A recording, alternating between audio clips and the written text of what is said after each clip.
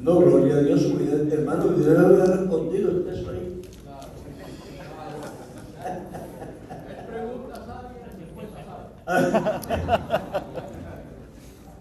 Mira, hermano, creo que hay un punto que se quedó en el tintero, pues, son los roles. Sí, los roles en la manifestación de Dios son reales. Y la persona a veces cree que son pura apariencia. No, el rol que tiene en la Biblia el Padre, el rol que tiene el Hijo, no una persona, el rol, la actividad y la función de Padre de Hijo. O sea, de las personas, pues aprovecho de ver porque no solamente es así, sino que allá en la pieza me estaban haciendo otra. Es decir, que Jesucristo es cordero y es sacerdote. Me estaban haciendo allá. Quien ofrece la ofrenda y el ofrendamiento. Estaba en la mesa. Templo. No, sobre los roles, es decir, que cómo es posible que estaba aquí como el cordero y la visión allá en Apocalipsis. Entonces, las personas, volvemos a lo mismo, materializamos y no queremos entender si una cosa material. Les pondré un ejemplo para empezar la respuesta.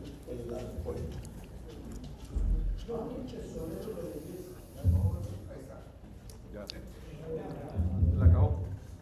Que Dios quiere que me calle. Yo fui tesorero de la Iglesia Nacional. Llegó un momento en que estaba muy necesitado de plata y no llegaba nada. Y llegó un cheque de 600,000 pesos que hace 45 años. Entonces no resolvía muchos problemas. Así que si hay que vender, me fui al banco a reclamar el cheque. Sí, señor, aquí está el cheque, pero tiene que venir el tesorero. Entonces tiene un problema.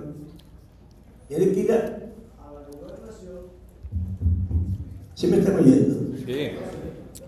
Tiene que ir a la gobernación y como tesorero. A veces como Jesús.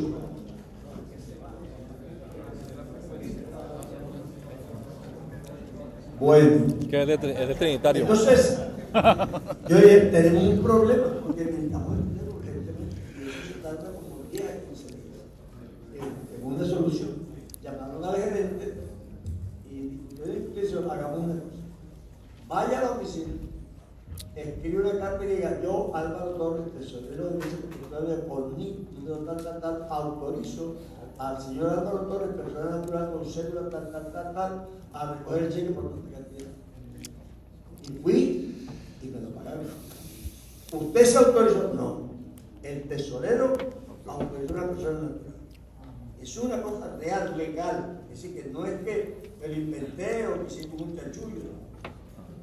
Entonces nosotros en la Biblia encontramos el rol del Hijo. Y hay que respetarlo como tal, porque cuando se enfrentaron con los judíos, que dijeron que Cristo echaba demonios por Belcebú, y él se puso serio, él les hizo ya.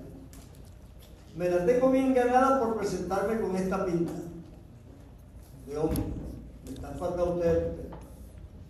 Pero ustedes saben bien la verdad, si ustedes blasfeman contra el Espíritu Santo, no tienen perdón.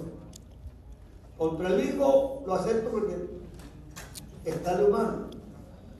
Era la misma persona ahí, pero estaban atacando en uno de sus facetas y no en la otra. Y eso es real. Entonces, nosotros tenemos esa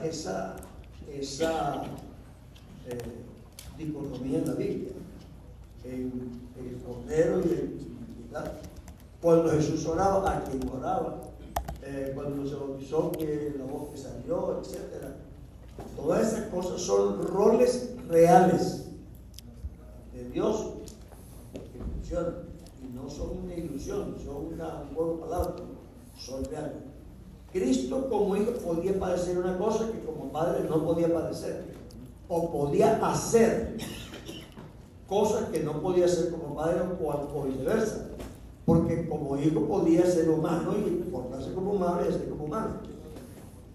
En el caso del Calvario era en el momento el Cordero y el sumo sacerdote. El uno estaba puesto ahí y el otro estaba clavado en el cuchillo. Entonces, eso es lo que estábamos hablando allá, que yo digo, es que una visión, yo me puedo ver en una visión 10 veces sin ser 10 personas, pero son 10 figuras, digamos, 10 hologramas, que solo me están demostrando lo que soy, pero soy una sola persona. De pronto, el origen de la palabra persona también sería bueno mirarlo aquí, porque la persona no era él, la persona era una máscara que se ponía en los altares, todavía se usa. Usted está risueño y se pone una máscara que se ríe, otra que llora, otra que tiene rabia, y eso se llama persona. Cuando se usó la palabra persona para hablar de Dios, se estaba refiriendo a personajes. Eso sí es válido. Jesucristo fue un personaje de cordero, un personaje de sacerdote, un personaje, pero no es que sean 3 personas. O sea, aquí pasa lo mismo. ¿Sí? El Cristo tiene una posición humana que respeta a rajatabla. Es decir, que lo hace también que parece otra persona. Pero hay una persona en 2 roles diferentes. Yo creo que la parte de los roles casi todos lo hemos manejado últimamente, que yo haya oído, y de pronto ha sido un fallo. Porque la persona no se da cuenta que es que cuando yo estoy en rol de predicador aquí, yo no tengo niñas, ni tengo mis nietos, ni tengo nadie de papá. Estoy en rol de predicador. Entonces me arreglo de una manera, me tengo de una manera de todo. Pero en la madrugada cuando me levanto despeinado y en chancletas, soy el mismo Álvaro Torres, pero no soy el predicador, soy el papá o el esposo. Y totalmente distinto. Hablo distinto, me comporto distinto porque no estoy enseñando, estoy de pronto con mi esposa y me doy un abrazo, mira, voy a tener, como decirte, dame un tinto ahí. Es decir, es una vida real, no es ficticia. Creo que esa pregunta está dentro de todo este entorno en el que Jesucristo juega 2 papeles, no 2 personas, 2 papeles distintos. No sé si quedó claro. ¿Sí? Gracias.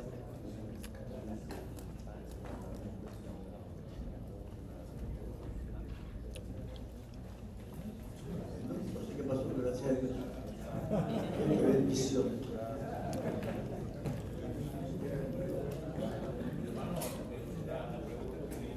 Venga, esto es mío, traicionero. Me va a dar duro lo mismo.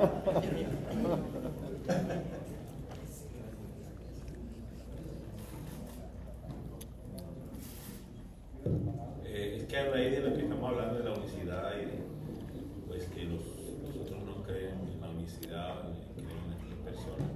La pregunta que le hacía es, ¿eso es determinante para la salvación o los trinitarios se pueden salvar? Vamos a votar, ¿se salva o trinitario o no se salva? La salvación pertenece a Jehová. Yo diría que nosotros tenemos que tener cuidado con lo que afirmamos hacia un lado o hacia el otro. Una vez, bueno, miré el nombre que ya no está muerto, pero el hermano Liceta, la gloria de él, y hablamos algo parecido. Entonces yo le dije, hermano Liceo, lo que pasó en Azusa fue de Dios o fue del diablo. ¿Ustedes qué piensan?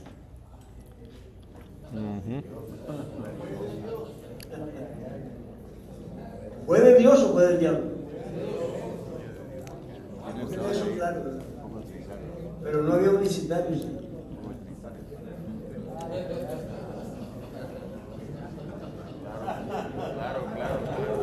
Eran todos trinitarios. Yo creo que nosotros tenemos algunos errores porque hemos sido muy inflexibles en la interpretación. creo que estamos bien, pero en alguna parte hemos sido demasiado inflexibles. La Biblia dice que el Espíritu Santo se recibe por la fe, no por la creencia correcta, sino por la fe. El versículo que pareciera que da pie para creer en la doctrina, para recibir el Espíritu Santo, está mal leído. En el último y gran día de la fiesta, Jesús se puso en pie y clamó a la voz diciendo: si alguno tiene sed, venga a mí. Si alguno, el que cree en mí.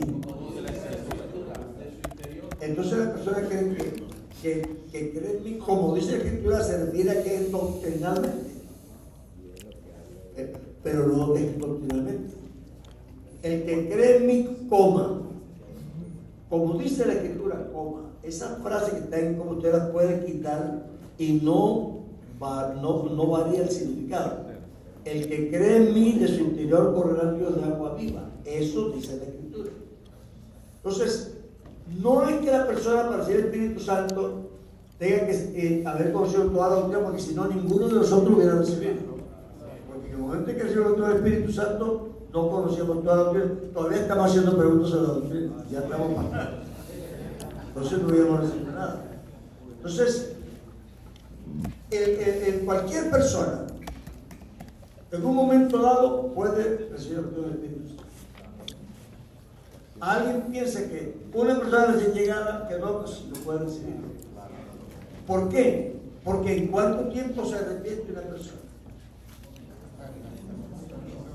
Entonces hay personas que en un momento dado reciben el centellazo de la luz y se arrepienten, de verdad se arrepienten, y en ese momento Dios lo bautiza. Eso no les da ventaja, es todo lo contrario, es una exigencia. Por el que más se le da, más se le demanda.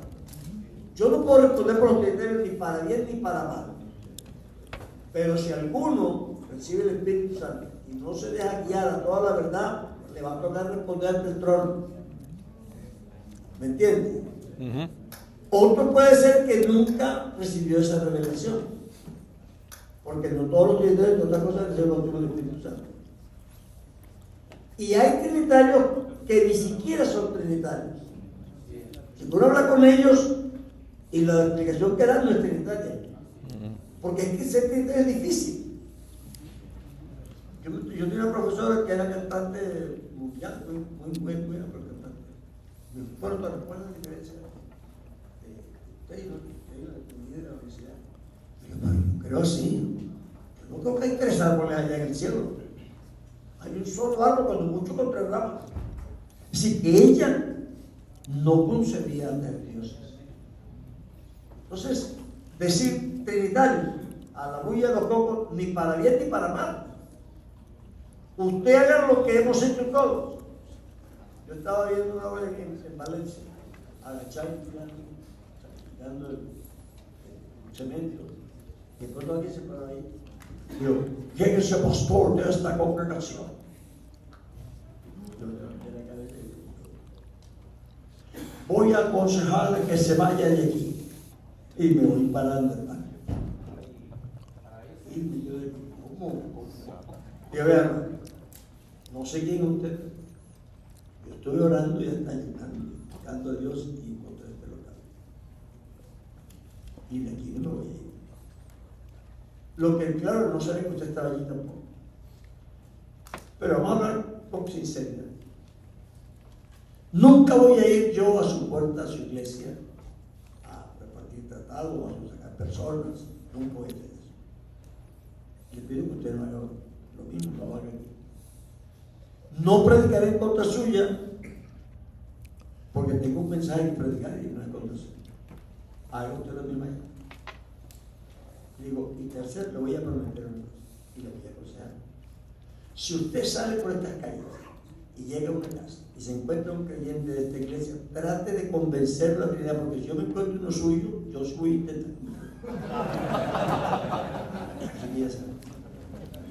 Así que, sea que piense yo que esté bien o esté mal, al que se me atraviese, se la ganó completita. Claro. No somos enemigos, no los perseguimos, no mal hablamos, pero mantenemos una bandera, una creencia. Y eso sí no se puede comprometer. Nunca me he puesto a predicar en contra de los trinitarios, nunca. Pero tampoco nunca he predicado en el colegio americano allá en Barranquilla, en las devocionales, y la rectora era una pastora. Y entonces la gente predicamos nosotros. Pastor, lo invito a que predique usted una campaña evangelística. ¿Qué tal yo predicando a la gente para que se vuelva plan trinitario? Ah, no, seré tonto, pero no tanto.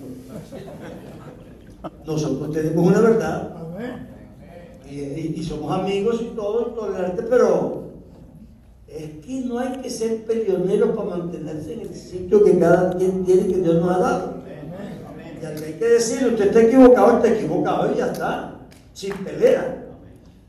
No digo yo que mandemos a nadie al infierno, porque para qué. Si va a ir para allá, igual da que le digamos que sí, pero. Y si no va para allá, aunque le digamos sí o no, tampoco va a cambiar.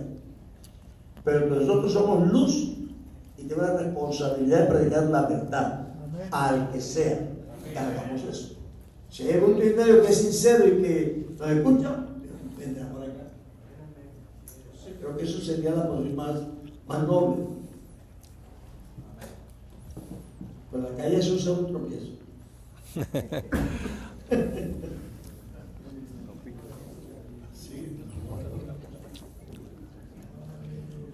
¿Listo? Sí, señor.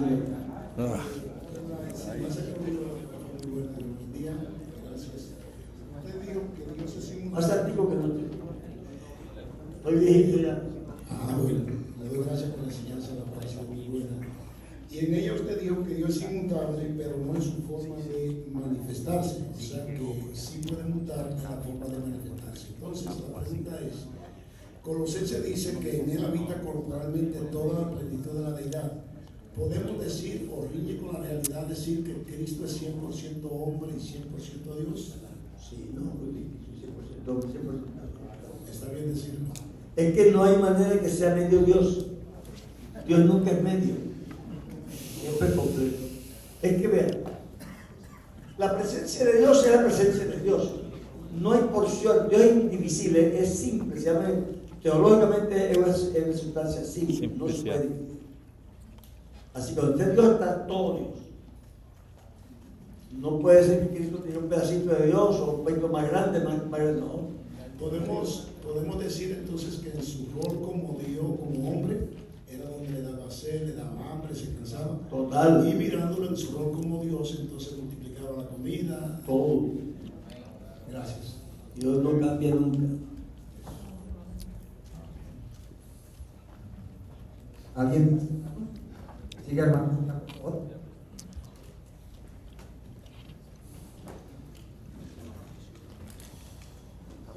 Gracias, hermano. Hermano Álvaro, Dios le bendiga. Gracias por la enseñanza muy especial. Dos cositas. Una va un poco por el lado de lo que explicaba el hermano, preguntaba el hermano René. ¿Qué tan aconsejable será enseñarle a la congregación hablando de esa manera como con tanta confianza? Yo noté que cuando usted estaba hablando, definiendo a Dios, fue muy específico cómo habló y no se fue si fue consciente o solo pasó, pero llegó un momento donde habló de que Cristo estaba orando y pidiendo si es posible pasa de mí esta copa, y dijo, si no me equivoco, dijo, Dios no le permitió eso a Cristo. No le hubiera permitido eso a Cristo, o sea, como al sonar, aunque obviamente nuestra doctrina en la mente no se está pensando en dos, pero cómo se expresa y cómo suena, da como esa consonancia de que fueran el uno no permitiéndole al otro. ¿Qué tan aconsejable sería eso al momento de expresarlo a la iglesia? ¿Es hablarlo sin tabú, hablarlo con tranquilidad? ¿O sería más aconsejable no expresarse de esa manera? Lo que pasa es que no sé qué va a expresarse. Yo voy a enseñar la doctrina a un creyente, cualquiera. Le voy a enseñar que Cristo, hombre, me está representando a mí, que es el Dios de Dios. Eso no se puede negar, eso está en la Biblia. Él está pasando por un sufrimiento grande. Si Dios Espíritu hubiera podido quitarle ese sufrimiento, se lo hubiera quitado. Él dice, si es posible, pasa de mí esta cosa. Entonces, si eso hubiera sido posible, lo hubiera hecho. Eso no era posible, así que hubo que pasar por ahí. ¿Cómo lo explicaría yo? O tengo temor de que él sepa que es que el hijo, como varón, como hombre, es una cosa, un rol, y el padre es otro rol. Tengo que enseñárselo, porque ¿qué le diría? Si no, él cuando se encuentre con alguien que le arrebata la doctrina, no tiene manera de defenderse. Ahora, yo sí creo que cada pastor debe buscar su manera más adecuada para él decirlo, porque el estilo de cada quien de todos modos se varía y puede ser que repitiendo lo mismo exactamente no le suene igual. Pero si tiene que decirle la verdad, porque ¿qué más le va a decir? Gracias, hermano Álvaro. Y lo segundo es que usted hizo referencia en inglés al verbo to be y especificó que en la Reina Valera, en la traducción, dice: no crees que yo soy en el Padre, Juan 14:10. Pero estaba revisando todas las otras traducciones al castellano, y todas las que busqué, la Dios habla ahora, Nueva Versión Internacional, Nueva Traducción Viviente, Biblia de las Américas, traducen no crees que yo estoy. No sé si allí hay un problema de traducción. Oh, claro. Y entonces, ¿cómo saber qué elementos usar para saber cuál es la Hay correcta? un problema de criterio. Hay una frase que dice que toda versión es un comentario. Toda, porque no hay ninguna versión estrictamente literal, porque no puede. La interlineal que trata de ser queda sin sentido. Entonces, ahí se escogió qué responder, ¿verdad? Estas Biblias que son dinámicas, de traducción dinámica, tratan de ser asequibles al idioma coloquial. La Reina Valera en este caso es una versión textual, que trata de pegarse al texto. Y obviamente Cristo está preguntando: muéstranos al Padre, ¿quién eres tú? Así que Cristo está respondiendo es quién soy, no dónde estoy. Así que yo estoy de acuerdo que la Reina Valera en ese sentido está muy bien traducida. Gracias. Amén. Y aprovechemos, hermano, es que no hay problema con las traducciones. Hay problema con que usted no tenga un criterio claro que usted cree. Porque la versión no está para crearle a usted una doctrina nueva. Usted tiene una fe y una creencia. A veces uno busca versículos para que se expresen de otra manera, pero no variando el significado, porque si varía el significado. Yo tengo una línea de pensamiento que no se basa en ese versículo. La tengo establecido desde Génesis hasta Apocalipsis. Entonces no puedo permitir que me venga a traducir un versículo que me rompa la línea de pensamiento porque yo tengo establecida. ¿Me comprende? Entonces, así usted controla cualquier versión. Tenga usted un concepto claro establecido por la palabra. ¿Qué es lo que me iba a preguntar acá? Y entonces cuando pongo una traducción, la coge por la expresión oral o por la redacción literal. Pero no me deja moverlo. Pero no va a cambiar su punto de vista. No me deja buscarlo. Porque si usted lo traduce en un versículo, se le va a cambiar. Luego le mando el... Pero si lo establece en una línea de pensamiento, una corriente, no se le va a cambiar. Tiene que establecer el versículo, la creencia en un argumento que sea de largo aliento, así que no que sea un versículo, porque el problema del versículo es que está desconectado de todos los contextos. Entonces, usted lo mete en el contexto y dice: no, es que aquí lo que dice, porque es que Dios dice esto desde el principio. Este versículo no puede contradecir toda la línea de pensamiento, no puede ser. Claro, sí, señor. Dios le bendiga a mi hermano Álvaro y a todos los hermanos.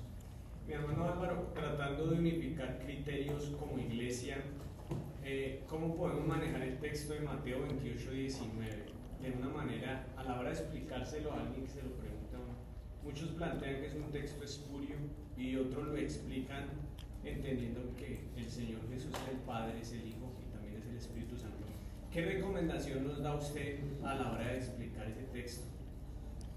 Pero con ese versículo hay un problema. El problema del versículo es que está en los pergaminos que existen. Es decir, que si usted lo busca un pergamino de estos receptos está, y si lo busca en otros pergaminos también está. Así que no se puede quitar. Como pasó con el de Primera de Juan, que sí se puede quitar. Pero no, porque está en los textos. Entonces, lo que se tiene con ese versículo es que tiene una forma, que tiene sonido trinitario. Pero les contaré esta experiencia. Yo fui a sacar un tratado sobre el bautismo. Puse un mandamiento y puse Mateo 20:19, Hechos 2:38. Un resultado, Gálatas tal. Una práctica, todos los versículos de los Hechos. Eso es el título indica. Bueno, hablé con el tipógrafo y tal, leyó, ya me dijo, listo, quedamos en que vamos a hacer el tratado. Me dijo, voy a leer los textos para que tú me digas si están bien, porque ya va a quedar el texto. Leí lo primerito fue eso, bautizando en el nombre del Padre y del Hijo y del Espíritu Santo. Y me dijo, esa I está en el texto, claro. Esto es un solo nombre.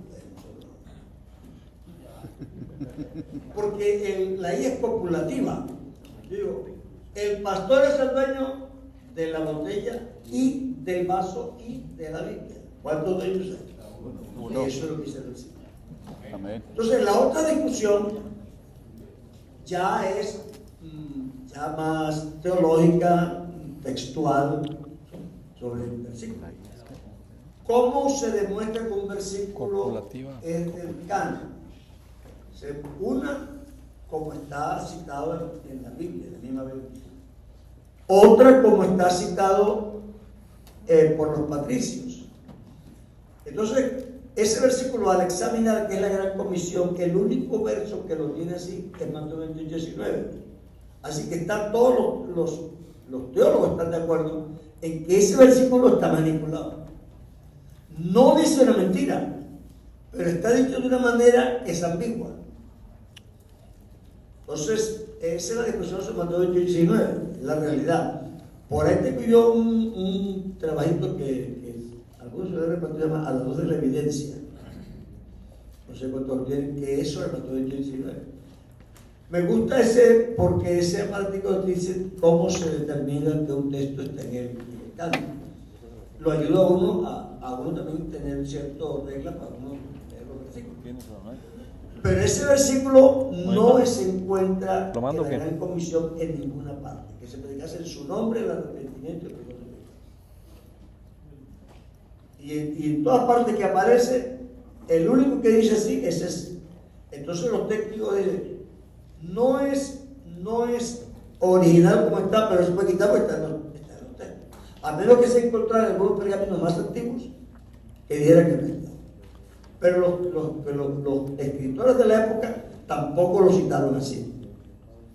Entonces está claro que ahí, pero a la persona se le puede decir, esto no porque está ahí, y no se puede quitar porque están los pergaminos. Entonces, busque una explicación que no elimine el texto, porque no se puede eliminar. Yo creo que en esto a veces uno se toma la libertad de hablar de cierta manera, pero no, la Biblia se respeta y la ha respetado. Habrá uno que otro por ahí malvado que quiera torcer las escrituras, pero en general los traductores de la Biblia han respetado. Lo que pasa es que los traductores también tienen su ideología. Entonces algunos pueden dar una interpretación que es muy discutible, pero no porque tengan que torcer lo que ellos ya creen de una manera. Ese es lo que hay que tener. Amén. Preguntan desde los pastores que están conectados en Zoom lo siguiente. Cuando Cristo dijo, Padre, pasa de mí esta copa, no se haga mi voluntad sino la tuya, hay dos voluntades, una voluntad humana 100% que habla y cuando habla clama o ora a una voluntad. Es una pregunta que hacen algunos nestorianistas. Entonces, está haciendo la pregunta sobre si hay... Lo que yo pregunto es por qué no acepta lo que dice ahí. Es decir, nosotros se ve que no tenemos claro nuestra propia doctrina. Porque si la tuviéramos no haríamos esa pregunta. Sino que me quedan dos, entonces son dos. Le digo un versículo más escandaloso. Y es el versículo más escandaloso que está. Si yo doy testimonio de mí mismo, mi testimonio es verdadero. Porque en vuestra ley está escrito que el testimonio de dos personas, de dos hombres, es verdadero, y yo no soy yo solo, sino el Padre y yo. ¿Lo has leído o no lo has leído? Claro que sí. Ese es más, pero el rol es real. Es decir, por eso Cristo es una chaqueta que Dios se puso. Dios se manifestó en un hombre, espíritu, alma y cuerpo, un hombre completo que es manifestación de Dios. Padre, en tu mano encomiendo mi espíritu. Oro en el allá. Así que el hombre tiene una independencia relativa, pero la tiene. Como hombre no quisiera sufrir eso. Dice, Padre, pero saqué mi voluntad así. Pero dice, yo vine a ser la voluntad de mi Padre. Así que la divinidad siempre gobernó la humanidad. Y aunque la humanidad estuvo sometida a un dolor muy profundo y hubiera querido evitarlo, la divinidad dijo, no, de otra manera. Vamos a hacer. Eso no ha pasado a nosotros, porque no nos damos cuenta. Me van a poner una inyección que duele. El cuerpo está ese, no ve, así dice, no. ¿Para qué va? Póngame. Echa. Es decir, que en realidad es lo mismo, que yo discutiendo conmigo mismo, pero son dos voluntades, porque la carne siempre está enferma y le duele y no quiere pasar por el dolor. Pero yo le digo, no tengo que pasar porque eso sale. Es más o menos la idea. No fue mi pregunta, simplemente estoy haciendo la No, tranquilo. Y si fuera suya igual. Pero aguante el regaño. En respecto a la doctrina, lo siguiente. ¿Somos modalistas sabelianos en el sentido estricto o somos alguna modificación de ella? Lo que pasa es que la pregunta no Nadie tiene sabe. ninguna universidad. Ahí se somos moralistas. Moda, Sí. moda. ¿Cómo? Modalistas. Modalistas. Somos moralistas. Nosotros somos modalistas.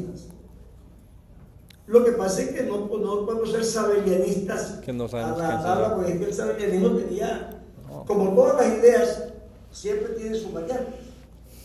Pero si somos básicamente modalistas, queremos de los modos en que Dios se manifiesta. Esa postura, visto dentro de la tradición cristiana, la teología es vista como una Herejía. Claro. herejía. Entonces, Sí, pero lo que pasa, no lo digo muy bien, Pero él no pregunta. es que ¿quién dice que somos herejes? Según el camino que llaman herejía, sigo el Dios de mi Padre. Así es. Hay pocos libros de la universidad, no porque hubo pocos escritos, sino porque los quemaron. A Miguel de Cervel lo quemaron. Uno que ustedes admiran mucho por ahí.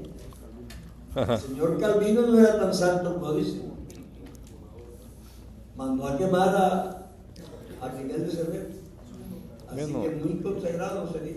Él hubiera querido la guillotina de también. Que dio la guillotina. Toda la línea de la universidad, esos libros quemados y las personas también. Entonces se encuentra poco, no fue poco escrito. Porque si ustedes miran, en la universidad a veces abarcó casi una franja de Europa que va desde Yugoslavia hasta Alemania, pasando por España. Así que la universidad era un movimiento muy fuerte. Pero los monumentos y los libros y las personas las desaparecieron. Entonces, se va a encontrar poco de eso.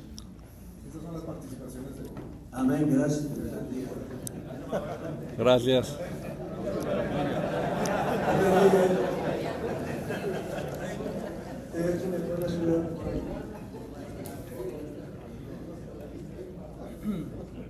Amén. Hermano Wilson. Hermano Álvaro, hace ratito estábamos en medio de su exposición escuchando, nos estabas explicando la palabra fanenó, creo que era cierto. Fanenó es ahí. Y se afirma, y nosotros lo creemos, Dios se manifestó en carne. Usted acaba de hacer una declaración ahí respondiendo a la primera pregunta y usted dijo, Dios se manifestó en un hombre.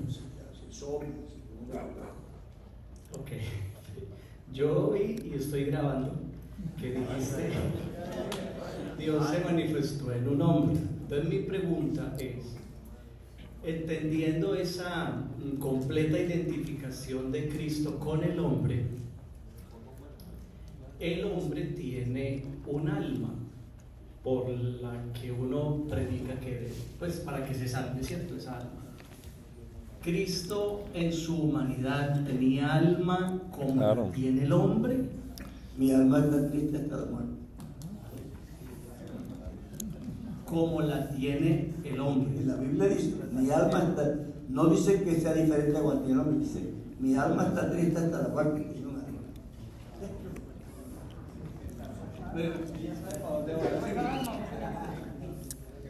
No, termina la exposición. No, adelante. Tengo otra cosa que quiero decir. Pero sobre esto ya este final. Esta pregunta sí, señor. Okay. Vea. Primero, ¿qué se entiende por alma? El hombre es tripartito si está vivo, no si está muerto.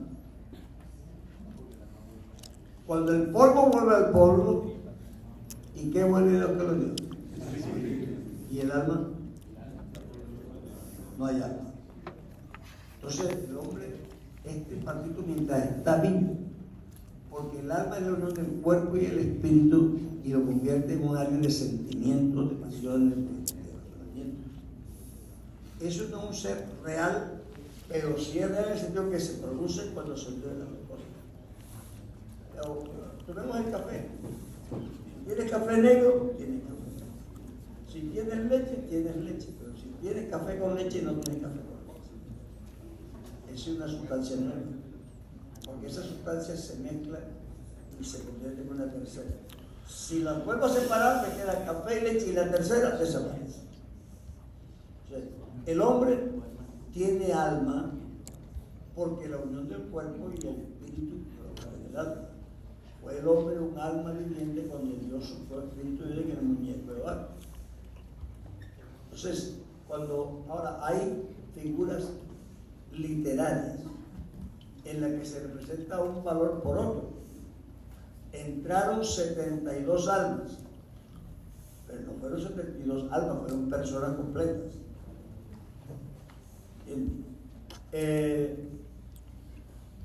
El alma que pecare, esa morirá. Eso es una figura, porque el alma es el todo. Entonces, Jesucristo tenía igual. Su parte emocional estaba angustiada, que sudó gotas de sangre.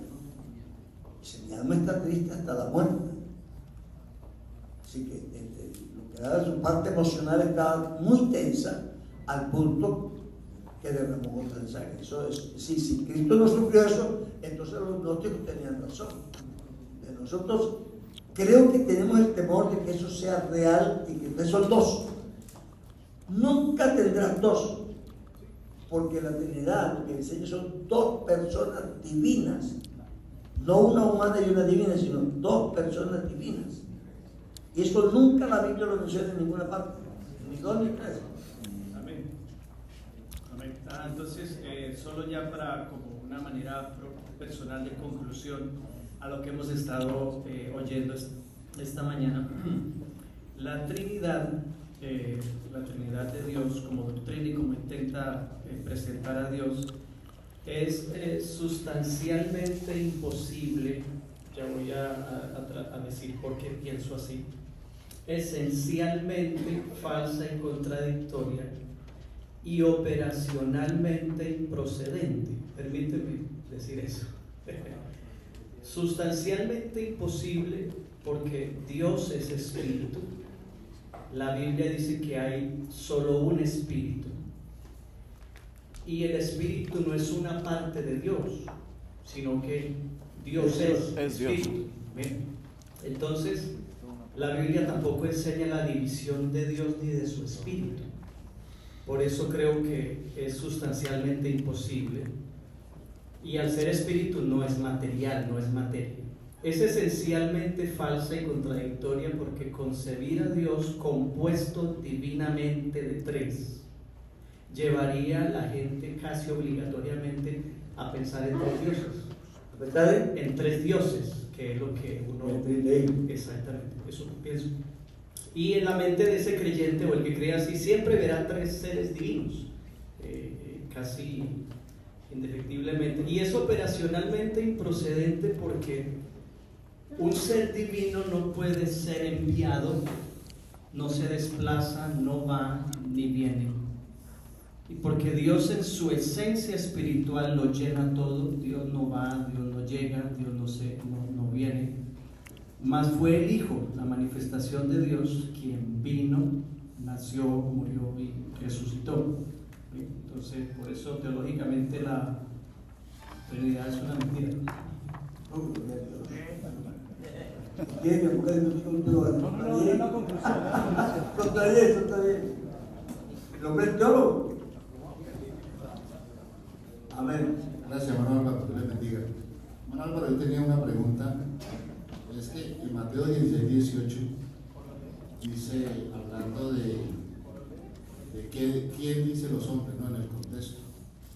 Es en ese género de evangelios, el único que ocupa ese versículo es Mateo, porque no lo cita Marcos, no lo cita Lucas, no lo cita Juan, y tampoco el apóstol Pablo.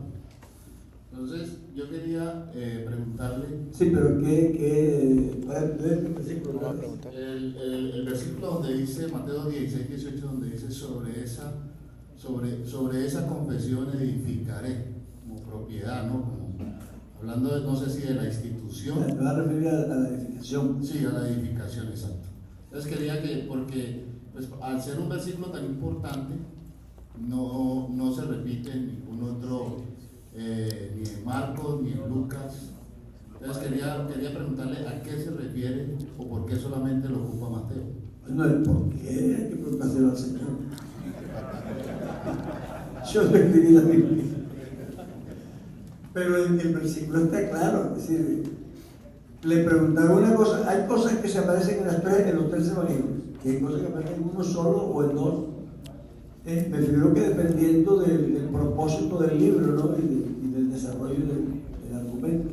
Pero está claro que el Señor dice, sobre esta roca edificaré la iglesia.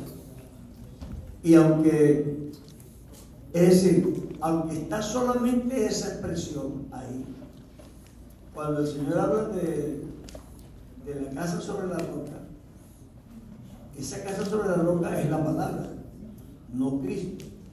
El que me oye estas palabras y las pone por obra, hombre que edifica su casa sobre la roca de las palabras que se hablan. El hecho de que la palabra es como una roca donde se edifica, no es, la idea no es solamente ese versículo, aunque esa expresión sí está únicamente ahí. Pero no sé por qué, porque está en un solo libro. ¿Viste? Hermano Álvaro, hay proverbios que son un paralelismo, ¿no? En una parte se dice algo y se reafirma.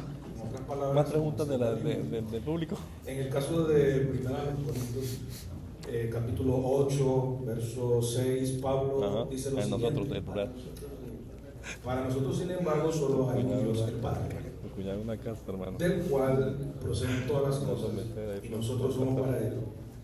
Y después dice, y un Señor, Jesucristo, por medio del cual son todas las cosas y nosotros por medio de Él. Dios y Señor. ¿Se puede llegar a pensar, o yo puedo llegar a pensar que Pablo está utilizando esa metodología de paralelismo para decir algo, o quiere decir dos ideas allí en ese versículo con Dios Padre o Señor. Acabamos de hablar de los roles. Es que, hermano, a nosotros, y le digo sinceramente, la doctrina trinitaria a nosotros nos sigue dando vueltas en la cabeza. Yo no fui trinitario nunca. Quítense la doctrina. Si usted quita la trinidad, todos esos versículos son fáciles de entender. Yo escribí el libro El Misionero. Porque es que lo que tenemos es que lo pueden usar para decir que la Dos trinidad son personas. son tres. Sí, tú lo dices así. Nosotros aceptamos los roles. Jesucristo, Señor, Puede pensar que es la manifestación gigante del Señor Jesús.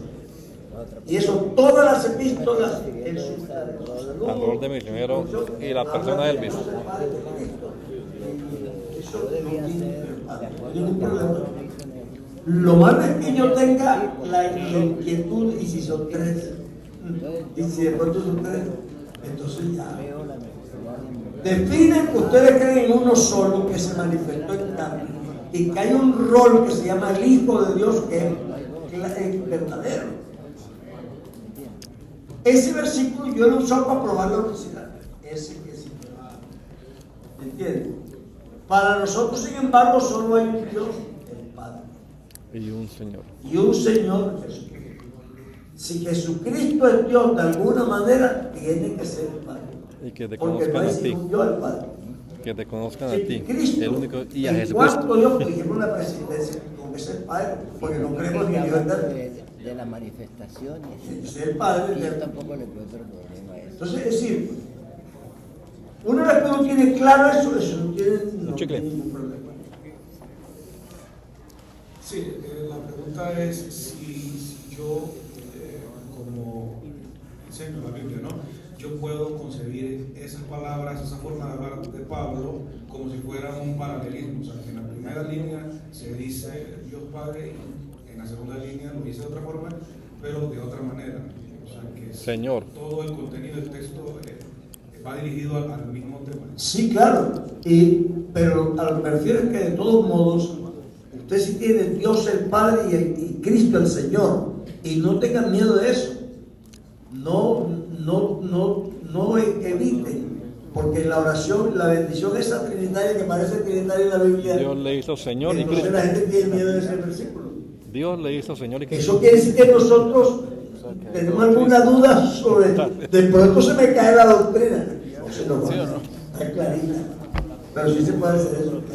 El término ese en el griego, kinkilos, tiene el mismo sentido. ¿Está quedando grabado, Pina? No, por eso, pero es que lo que el hermano está diciendo. Julio el Señor. Si lo tomamos de esa manera, Bueno, es más que todo, más que la divinidad del de Señor. Dios de cada rol, pero Y son dos cosas. ellos no. Pero no dos Cristos, sino. Bueno, hermano, Cristo nos es quedan enviado. 5 minutos, ¿no? No, porque Cristo es enviado. Entonces, vamos a hacer estas tres preguntas. No, me refiero a que si uno toma la interpretación literal, como se toma la Recuerde otra pregunta de otro pastor no de un solo Cristo, está sino mirando de el dos libro. Cristos. El texto que presenta La es misma Juan 16, situación se 21, pudiera plantear. para que todos sean uno como tuvo Padre en mí, yo en ti, que también ellos sean uno en nosotros, para que el mundo crea que tú me enviaste. La pregunta, ¿cómo somos uno como el Usted, hermano Padre Álvaro, en Cristo? explicaba lo de la cruz. El que se une a Siempre lo he Dios con concebido así, espíritu es con en cuanto a los roles. En la cruz el Señor era el lo sumo que sacerdote. estamos hablando y lo que hemos hablado muchas veces. Escuché esa pregunta que hizo él. El nuevo nacimiento no es una retórica literaria. Y creo que a veces la discusión que tenemos sobre el comportamiento, sobre las prácticas, se reducen a que nosotros tenemos claro lo que es el nuevo nacimiento. Es decir, ¿cómo es que yo tengo un corazón nuevo y todavía estoy mintiendo? Si del corazón salen los malos pensamientos y las mentiras y tengo supuestamente un corazón nuevo. No, pero es que no es que tú eres nuevo o no. Es decir, esto no puede seguir siendo una forma de hablar. Esto no puede ser una forma de hablar. Tiene que ser que verdad algo pase en mí que me transforme. Porque esa lucha que tiene la persona por llegar fiel, que por cuidado me está agarrando en el nombre del Señor, luchando aquí con las uñas.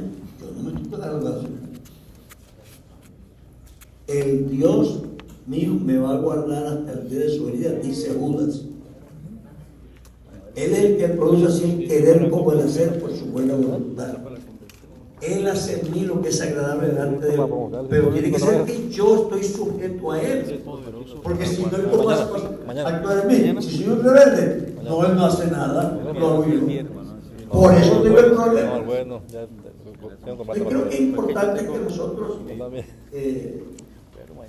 entendamos cómo es que Dios es uno con nosotros, porque el cristiano empieza ahí. El que se une al Señor, un espíritu. Ahí arranca. Dios le bendiga, hermano Álvaro. Pues las enseñanzas han sido de gran bendición, y meditando en lo que está explicando sobre Hechos 2:22, a este Jesús resucitó Dios, de los cuales todos nosotros somos testigos. Está explicando de que Él dio su vida. Frente a esto encontramos que el apóstol Pedro está hablando a los judíos, conociendo que ellos son monoteístas, conociendo de que ellos tenían la revelación de y habiendo recibido del Padre la promesa. Yo creo que uno de los puntos que quisiera preguntarle frente a que la revelación de Dios es progresiva en la persona, uno que es revelación de Dios. Entonces, frente a las congregaciones hay muchas personas que vienen con diferentes conocimientos. Todos estos aspectos, todas estas preguntas, todos estos textos, para muchos son nuevos y tienen muchas como adversidades de entender. Fíjense tantas preguntas que hay aquí en este lugar. Quiere decir que todavía estamos abarcando un momento muy difícil. Pero la revelación tiene que hablar el momento, porque está el tema de lenguas por ahí también pendiente. El conocimiento es progresiva en las personas. Sí, eso. Hasta cierto punto. Es decir, las profundidades de Dios no son progresivas, porque si no, no creceríamos nunca. Así que yo estoy creciendo todo el tiempo. El que me llama Álvaro Torres no dice que yo me lo sé todo. Yo estoy creciendo todo el tiempo. Hay aquí otros que están más nuevos, seguramente que debe ser que una persona más nueva tiene menor crecimiento.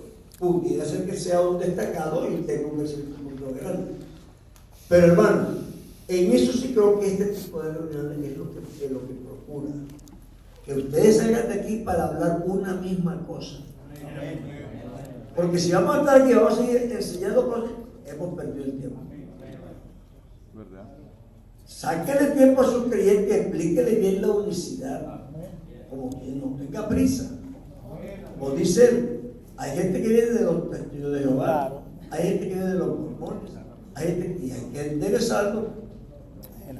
Pero el pastor tiene que dedicarse a eso, no esté visitando para dando vueltas. Vaya y visite al creyente del Señor. Ese es nuestro trabajo. Hermano, quisiera que de pronto me explicara más o menos cómo nosotros podemos explicar el verso 21 del capítulo 5 de Corintios, donde está el misterio de la reconciliación.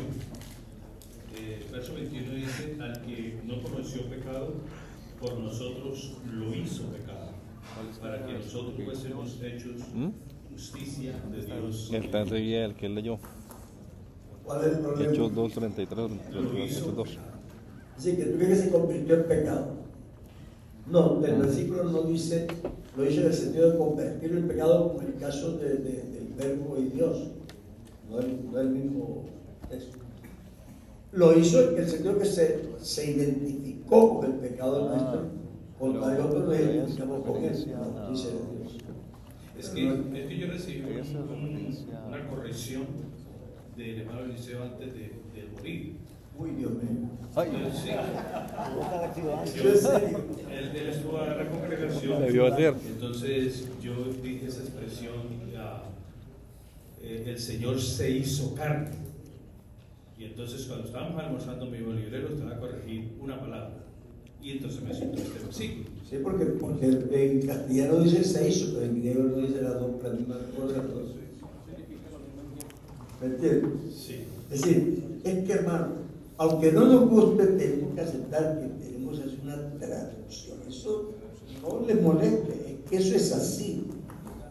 Ojalá lo tuvieran en el original directo, pero tenemos una traducción. El traductor no trata de cambiar la doctrina, sino que incluso lo hizo, pero es que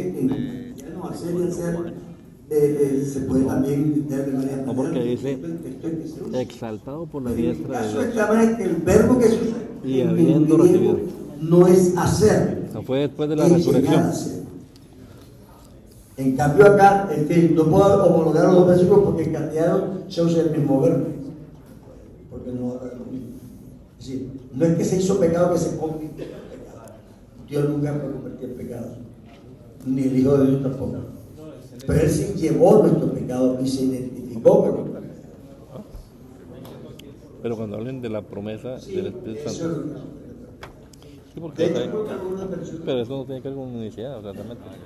Amén. Gloria a Dios. Digamos gloria a Dios, hermanos. Amén. Gloria a Dios. Bueno, creo que terminamos y solamente quiero que recordemos que estamos tratando las doctrinas fundamentales de la iglesia. Y ahí en nuestros artículos de fe está una condensación de esta enseñanza de la divinidad, de la unicidad. Recuerde ahí en los artículos de fe, Emmanuel, Dios con nosotros, Jesús el único y sabio Dios, Jesucristo es el verdadero Dios y el perfecto hombre. Creemos que en él Jesús habita corporalmente toda la plenitud de la deidad. Dele una mirada, un repaso ahí estas páginas